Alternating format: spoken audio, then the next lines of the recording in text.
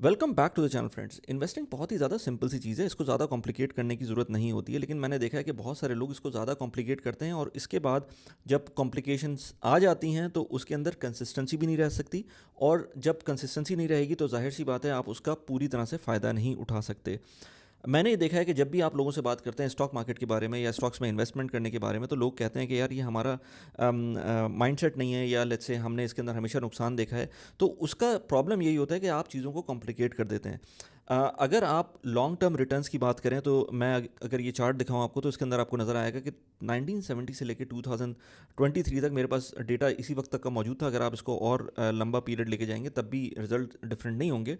तब भी 1970 से लेकर अब तक जब हम देखते हैं स्टॉक मार्केट ने सबसे बेहतरीन रिजल्ट्स दिए हैं, सबसे बेहतरीन रिटर्न्स दिए हैं compare to any other asset class. Of course bitcoin अभी रिसेंटली आया है या क्रिप्टो करेंसी अभी रिसेंटली आई है, हम उसको कंपेयर अभी नहीं कर रहे, क्योंकि over the long period of time जितनी भी एसेट क्लासेस हैं हम उसको देख रहे हैं, चाहे वो रियल एस्टेट हो जाए, चाहे गोल्ड हो जाए, चाहे स्टॉक्स हो जाए, चाहे बॉन्ड हो जाए, चाहे इस तरह के जो ट्रेजरी यील्ड्स हैं, इस तरह की चीज़ें जो आपको फिक्स इनकम में प्रोवाइड कर रही होती हैं।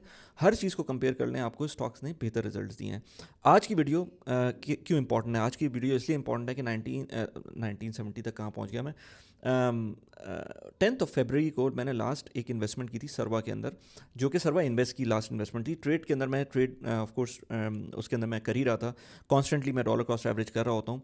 डिफरेंट किस्म के ETFs, डिफरेंट किस्म की जो स्टॉक्स होते हैं उसके अंदर मैं इन्वेस्ट करता हूँ थ्रू सर्वा ट्रेड। बट सर्वा इन्वेस्ट के अंदर मैंने सोचा था कि यार अब मैं इसके अंदर और पैसे नहीं डालता, मैं लेट मी सी के होता क्या है। सो मैंने सर्वा इन्वेस्ट के अंदर अपनी इन्वेस्टमेंट रोकी और उसके बाद मैंने कहा कि अब मैं देखता हूँ। फरवरी के बाद से मैंने कोई खास इन्वेस्टमेंट नहीं की थी, शायद $150-200 उसमें ऐड हुए थे, अदरवाइज कोई मेजर इन्वेस्टमेंट नहीं थी। तो मैं अभी आपको ऐप की तरफ लेके चलता हूँ और फिर मैं आपको बताऊंगा कि कंपैरिजन क्या बनता है। ओके, सो मैं सर्वा की ऐप में जा रहा हूँ यहाँ पर, और यहाँ पर मैं उसको ओपन करके देखता हूँ। सो आपको नज़र आएगा कि ये मेरा पोर्टफोलियो है। So this portfolio is overall balance. तो थोड़ा सा मैं सर्वा के बारे में बता दूँ। सर्वा बेसिकली एक ऐप है जिसके थ्रू आप US के स्टॉक्स में इन्वेस्ट कर सकते हैं, ग्लोबल स्टॉक्स में इन्वेस्ट कर सकते हैं, या फिर लेट्स से अगर आपको स्टॉक्स में इन्वेस्ट डायरेक्टली नहीं करना तो आप इनके रोबो इन्वेस्टर प्लेटफॉर्म के अंदर जा सकते हैं, जिसके अंदर जो मैं अभी आपको दिखाऊंगा अभी, जिसके अंदर आप जाकर खुद से जितना भी आपके पास पैसे हैं वो आप इसमें डालते हैं, अपना रिस्क प्रोफाइल सेलेक्ट करते हैं और उसके बाद let them do whatever they understand should be good based on your profile. So अगर मैं जाऊँ इसके अंदर तो दो मेरे पोर्टफोलियोज़ हैं। सर्वा ट्रेड जो कि जिसमें आपको नज़र आ रहा है कि $21,986 इस वक्त मौजूद हैं, और एक है सर्वा इन्वेस्ट का जो कि $21,250 इसके अंदर मौजूद है, और इसको मैंने 10 फरवरी के आसपास छोड़ दिया था, यानी कि इसके अंदर मैंने और इन्वेस्टमेंट नहीं की थी। इसके अंदर इस वक्त आपको 27% के रिटर्न नज़र आ रहे हैं। अच्छा, जो 27% के रिटर्न हैं ये भी बड़ा इंटरेस्टिंग है, क्योंकि मुझसे मेरे एक ऑफिस के कोलीग थे, वो पूछ रहे थे कि इसके अंदर ये 27% के रिटर्न हैं ये किस तरह से कैलकुलेट करें। तो बेसिकली इसमें और कुछ नहीं है, सिर्फ ये कि आपने कितने पैसे इन्वेस्ट किए और आपको कितने पैसे इस वक्त नज़र आ रहे हैं आपके पोर्टफोलियो में, उसको डिवाइड कर देंगे, उसका जो रिटर्न होंगे वो नज़र आ रहे हैं। अब जैसे मैंने $16,719 इन्वेस्ट किए थे, $4,530 का प्रॉफिट है, तो इसका 27% सिंपल रिटर्न बन रहा है। बट अगर इसी के अंदर मैं जाऊँ टाइम वेटेड रिटर्न को देखूँ तो 117.28% का टाइम वेटेड रिटर्न है, और अगर मनी वेटेड रिटर्न को देखें तो 119.43% का रिटर्न है। तो इसकी डिटेल में आप जाके देख सकते हैं, मैं अभी इसको ज़्यादा डिटेल में डिस्कस नहीं कर रहा। सर्वा के अंदर अगर आपको अकाउंट खोलना है तो मेरा रेफरल लिंक नीचे दिया हुआ है, आप उसको जाके देख सकते हैं, और उसके अंदर मेरा रेफरल कोड जब यूज़ करेंगे तो 500 dirhams का रेफरल बोनस भी आपको मिलेगा। सर्वा बेसिकली वैसे तो पूरी दुनिया के अंदर कहीं भी हो आप यूज़ कर सकते हैं, US के अलावा पूरी दुनिया में कहीं भी हो आप यूज़ कर सकते हैं। इवन पाकिस्तान मेरी एक 1-on-1 कॉल हो रही थी, तो उसके अंदर एक साहब से बात हुई, तो उन्होंने कहा कि यार आप UAE के बारे में बात करते हैं, लेकिन हम पाकिस्तान में बैठकर कैसे इस तरह के प्लेटफॉर्म्स के अंदर इन्वेस्ट कर सकते हैं। तो मैंने कहा था आप कर सकते हैं, क्योंकि वो कर सकते थे, बिकॉज उनका बैंक अकाउंट बाहर था, उनका वाइस का अकाउंट बाहर था, क्योंकि वो फ्रीलांसर थे। लेकिन जो लोग पाकिस्तान के अंदर बैठे हुए हैं वो लोग नहीं कर सकते हैं सर्वा जैसी ऐप के थ्रू इन्वेस्ट, क्योंकि इसके अंदर आपको बैंक अकाउंट के अंदर ट्रांसफ़र करना होता है। सो इसलिए पाकिस्तान से बैंक अकाउंट में ट्रांसफ़र करना बहुत मुश्किल है अगर आप UAE बैंक अकाउंट में ट्रांसफ़र कर रहे हैं। सो अगर आप और कहीं हैं और अगर पैसे ट्रांसफ़र कर सकते हैं यूएई में, तो majority of the countries they accept you as a client और आप इसमें इन्वेस्ट कर सकते हैं। बहुत ही अच्छी कंपनी है। 2004 से मैं 24 से मैंने 2021 से मेरी इन्वेस्टमेंट है। 2020 में मुझे समझ में आया था, तो 21 में पहली इन्वेस्टमेंट की थी मैंने। पूरा आपको इसका डिटेल नज़र आ जाएंगी मेरे चैनल के ऊपर। मल्टीपल टाइम्स मैंने वीडियोस बनाई हुई है इसके ऊपर। सो इसके अंदर आपको ये मैं 1 ईयर के ऊपर इसको अगर लेकर जाऊँ अपने पोर्टफोलियो को, तो उसके अंदर मैंने जो मुझे याद पड़ रहा है जो मैंने लास्ट इन्वेस्टमेंट की थी वो February 10th के बाद से कोई इन्वेस्टमेंट नहीं की। और February 10th के अंदर जो मेरा पोर्टफोलियो साइज़ था वो $18,917 था। और अभी जो पोर्टफोलियो का जो अमाउंट है वो $21,250 का पोर्टफोलियो है मेरा। अगर मैं इसमें से तकरीबन कोई $150 एक्स्ट्रा मैंने मार्च में या अप्रैल में मैंने ऐड किए थे उसको हटा भी दूं, तो मेरा तकरीबन कोई, अगर इसके ऊपर परसेंटेज मैं निकालूं, तकरीबन 11.6% के करीब का पोर्टफोलियो रिटर्न है सिंस February 2025।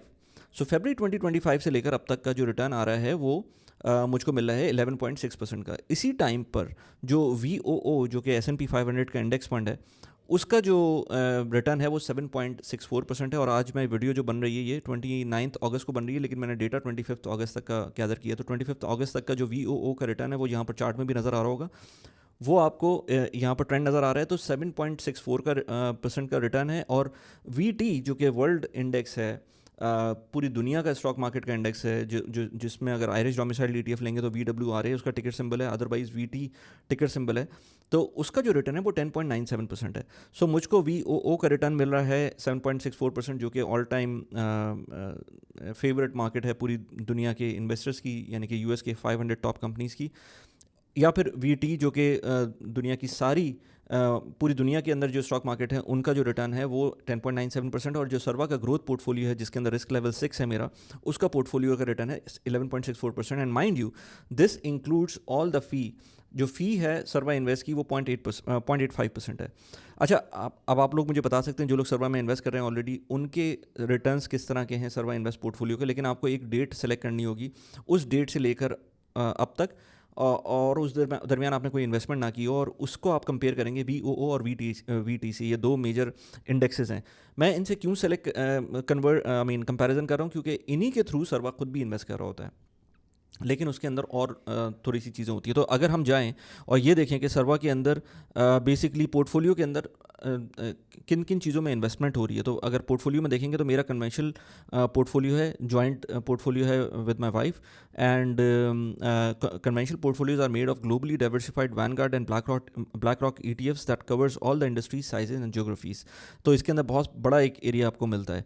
रिस्क लेवल मैंने हमेशा 6 रखा हुआ है, टॉप पे रखा हुआ है, क्योंकि मैं जो भी इन्वेस्टमेंट कर रहा हूँ, चाहे वो सर्वा के थ्रू हो चाहे वो किसी और स्टॉक प्लेटफॉर्म के थ्रू हो, मेरी स्टॉक्स की इन्वेस्टमेंट अभी भी बहुत ज़्यादा नहीं है, जिसकी वजह से मैंने 6 रखा हुआ है। और मेरे सारे के सारे पैसे ऑफकोर्स स्टॉक मार्केट में इन्वेस्टेड भी नहीं है, तो मुझे ग्रोथ ही चाहिए इसके अंदर। तो 6 लेवल का ग्रोथ पोर्टफोलियो है, जिसके अंदर बिटकॉइन शामिल नहीं है, क्योंकि मैं I don't invest a lot in crypto. मैं थोड़ा बहुत ट्रेडिंग कर लेता हूँ, but otherwise I don't invest in bitcoin. तो करंटली डिसेबल्ड, यानी कि मैंने बिटकॉइन उसमें ऐड नहीं किया हुआ। शायद बिटकॉइन ऐड किया होता तो थोड़ा सा बेहतर होता, but anyways I haven't added bitcoin. अच्छा, ये अगेन मैं आपसे बात कर रहा हूँ February 2024 से लेकर 2025 से लेकर अब तक की। टारगेट डिस्ट्रीब्यूशन क्या है इसके अंदर? स्टॉक्स की 94% है, बॉन्ड है 6%। ये खुद सर्वा ने डिसाइड कर लिया है मेरे लिए, क्योंकि मैंने उनको एक रिस्क प्रोफाइल अपना दे दिया था। टारगेट ब्रेकडाउन क्या है? US के स्टॉक्स हैं, VTI जो कि टोटल US के इंडेक्स है, जिसके अंदर 3654 कंपनीज़ हैं। इसका जो एक्सपेंस रेशियो है वो भी बताया हुआ है इन्होंने। EFA डेवलप मार्केट स्टॉक्स हैं, उसके अंदर कौन कौन सी कंपनीज आती हैं वो भी यहाँ पर नज़र आ रहा है। सर्वा की जब आप खोलेंगे तो आपको सारी इन्फॉर्मेशन मिल जाएगी। इसी तरह से इमर्जिंग मार्केट स्टॉक्स हैं, जिसके अंदर ताइवान सेमीकंडक्टर या और डिफरेंट किस्म की टेंसेंट होल्डिंग भी है, उसके अंदर और भी डिफरेंट किस्म की कंपनीज आपको मिल जाएंगी। US की रीट्स हैं, US रियल एस्टेट VNQ जो कहलाती है वो इसके अंदर है। US बॉन्ड का 3% है, और ग्लोबल बॉन्ड्स हैं 3%। आई थिंक इसके अंदर गोल्ड भी था, but I don't remember exactly कि कहाँ पर नज़र आ रहा था, क्यों नज़र नहीं आ रहा मुझे नहीं पता, या शायद मैंने गोल्ड इसमें डाला नहीं है। हाँ, गोल्ड नहीं है शायद इसके अंदर। एनीवेज, कैश रिज़र्व इसमें 1.9% रखते हैं हर वक्त सरवा के अंदर। तो अगर आपने खुद से कैश रिज़र्व रखा हुआ है तो आप उसको ना रखें, सारा पैसे इसी में डालें। अगर आपने लेट्स से इमरजेंसी फ़ंड की बात नहीं कर रहा, वैसी कोई कैश रखा हुआ है तो इसके अंदर आप डाल सकते हैं। तो इसके अंदर एक सर्टन पोर्टफोलियो आपका कैश के अंदर रहता है।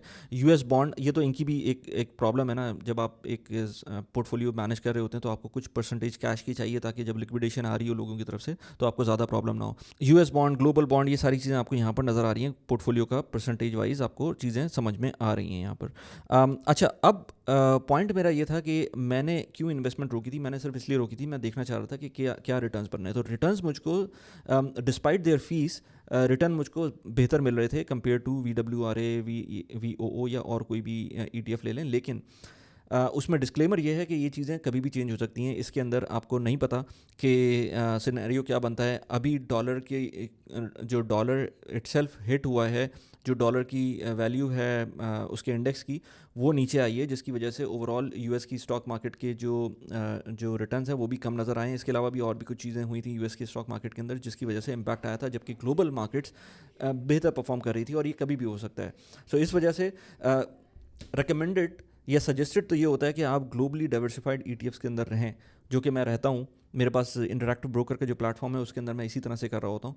But at the same time सर्वा वाज नॉट बैड। पॉइंट मेरा ये है कि जब आप चीज़ों को सिंप्लीफाइड रखते हैं तो आपको बहुत ज़्यादा सोचना नहीं पड़ता। जिस टाइम पर ये ट्रम्प का इशू आया था, जब इन्होंने ट्रेड वॉर की थी और जब कुछ प्रॉब्लम आई थी, वॉर की सिचुएशन जो बनी थी, उन सारे केसेस के अंदर मुझे I was sleeping with piece, क्योंकि मुझे पता था मेरा सर्वा जो पोर्टफोलियो है वो तो कहीं नहीं जाता। बाकी पोर्टफोलियो जो हैं अगर उनमें ETFs में इन्वेस्ट किया हुआ है वो भी कहीं नहीं जाते। सो अगर कोई नया बंदा हो, उसको अश्योरेंस अगर मिल जाए कि आपके पोर्टफोलियो को कोई सही से देख रहा है, मैनेज हो रहा है, ऑल्दो कि उसके अंदर कोई एक्टिव मैनेजिंग नहीं हो रही थी। एक्टिव मैनेजिंग के बारे में भी बड़ी एक अच्छी मैंने देखी थी एक चार्ट, वो मैं अभी आपको दिखाता हूँ यहाँ पर, कि 1995 से लेकर अब तक किस तरह से एक्टिव फंड मैनेजिंग नीचे की तरफ जा रही है, और उसके अंदर बहुत ज़्यादा लोग ट्राई कर रहे हैं कि एक्टिव्स की बजाय पैसिव इन्वेस्टमेंट्स की तरफ जाएं और पैसिवली अपनी पोर्टफोलियोज को ग्रो करें, चाहे वो म्यूचुअल फंड के थ्रू हो, चाहे वो ETF के थ्रू हो। तो आपने ये देखा है 2025 के अंदर ये ऑलमोस्ट क्रॉसओवर है, और अब लोग पैसिव की तरफ ज़्यादा जा रहे हैं in investing rather than picking up the stocks, कि कौन से स्टॉक्स में खुद से इन्वेस्ट करना है। तो ये एक बहुत बड़ी इंपॉर्टेंट चीज़ है। और दूसरी बड़ी इंपॉर्टेंट चीज़ ये कि कुछ लोग मुझसे बोल रहे थे कुछ दिनों पहले तक कि यार मार्केट ऑलरेडी हाई है, चाहे वो पाकिस्तान की मार्केट हो, चाहे वो US की मार्केट हो, चाहे वो कहीं और की मार्केट हो, मार्केट ऑल टाइम हाई है, तो हम इन्वेस्ट करें कि ना करें, हम नीचे आने का वेट करते हैं। तो ये एक बड़ा ज़बरदस्त चार्ट है। All time highs aren't bad time to buy. आप यहाँ देख सकते हैं कि जब इन्वेस्टिंग ऑन एनी डे आप कहीं इन्वेस्ट करते हैं, चाहे 5 साल का होराइजन ले लें, 3 साल का होराइजन ले लें, 2 साल का होराइजन ले लें, 6 महीने का होराइजन ले लें, 3 महीने का होराइजन ले लें, और investing on at a new high, अगर नया कोई हाई बन रहा है और उस टाइम पर आप इन्वेस्ट कर रहे हैं, तब क्या सिचुएशन बनती है और रिटर्न्स की क्या सिचुएशन रहती है, ख़ास तौर पे लॉन्ग पीरियड ऑफ टाइम पे। तो 5 ईयर्स के रिटर्न्स जो है, अगर आप हर रोज़ इन्वेस्ट करेंगे और आप investing at new high invest करेंगे, तो आपको नज़र आ रहा है कि जो नए न्यू हाई के ऊपर आप इन्वेस्ट कर रहे हैं तो उसके अंदर आपको ज़्यादा रिटर्न्स मिल रहे हैं, क्योंकि ऑलरेडी मोमेंटम बना हुआ होता है मार्केट का। मार्केट नीचे आ सकती हैं, इसमें कोई शक नहीं है। इसीलिए मैं जब भी कोई इन्वेस्टमेंट करता हूँ वो हमेशा इसके अंदर वो इन्वेस्ट करता हूँ जो मुझे पैसे इमीडिएट फ्यूचर के अंदर, यानी कि 2-3-4 साल के अंदर नहीं चाहिए, मैं सिर्फ वो पैसे इन्वेस्ट कर रहा होता हूँ।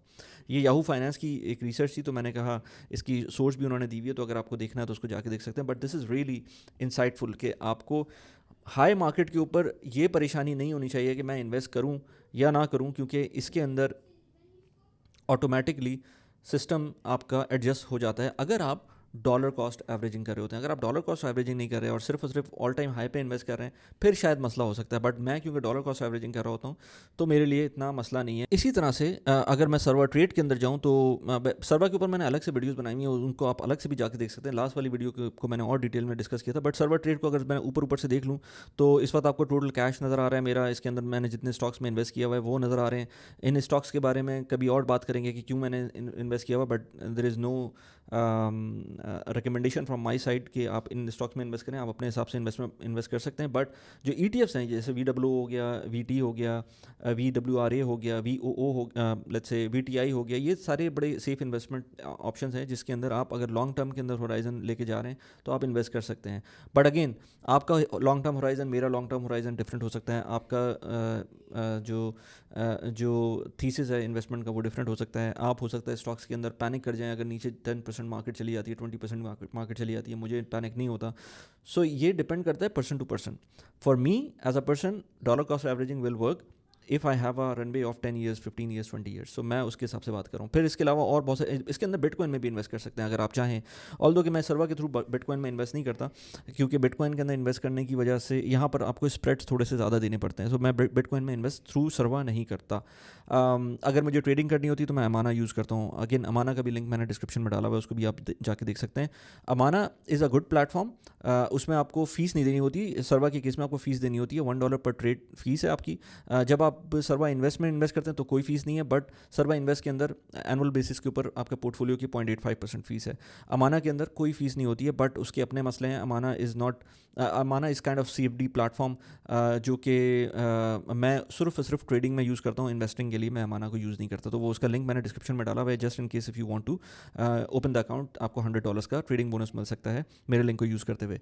इसी तरह से आप यहाँ देख रहे हैं कि अच्छा, इसमें बड़ा एक ज़बरदस्त चीज़ है कॉर्पोरेट कैलेंडर सर्वा के अंदर। इसमें आपको नज़र आ रहा है कि जो मेरा पोर्टफोलियो है उसके अंदर वॉलमार्ट का डिविडेंड अनाउंस हुआ है, वो भी आने वाला है। माइक्रोसॉफ्ट का डिविडेंड अनाउंस हुआ है, वो भी आएगा अभी।